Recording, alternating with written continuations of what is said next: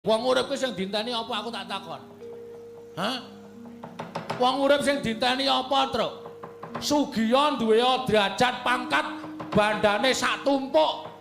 Seprapat jagat ning wong urip ki mung kaya ngimpi. Gagasan umurmu saiki pira? Kowe kelingan jaman cilikamu, rak gelis to? Mung kaya wong ngimpi to. Terus mung kari ngenteni modar. Oh ya, gene iso gagas. Terus apike maju tandangi. Nek pancen Ndara Gatotkaca Antarjantasena mbelani Baladewa jelas nom-noman kuwi ora iso mikir. Nom-noman sing ra iso mikir kaya ngono kuwi sing dadi srana rubuhing negara, ringking negara. Dielingke nek ora gelem ering tutuki.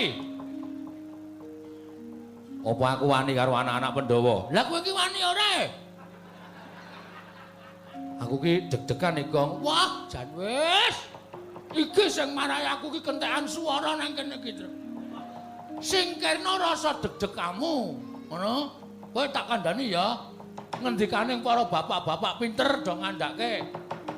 Wong mati iki telung perangan, wong sing belani wong tuwa, belani agama, belani bebener, kuwi matine mati cinadang swarga, kuwi mati utama. Wis disediani swarga karo sing gawe urip.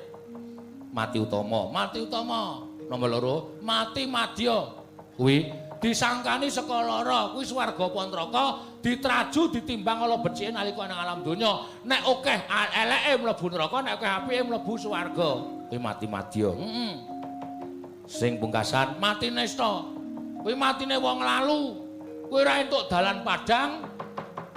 Sukmane manggon ning kayu watu, manggon ning jembatan, manggon ning wit sing gedhe, pendak malam Jumat Kliwon diobongi menyan jaluki pesugihan.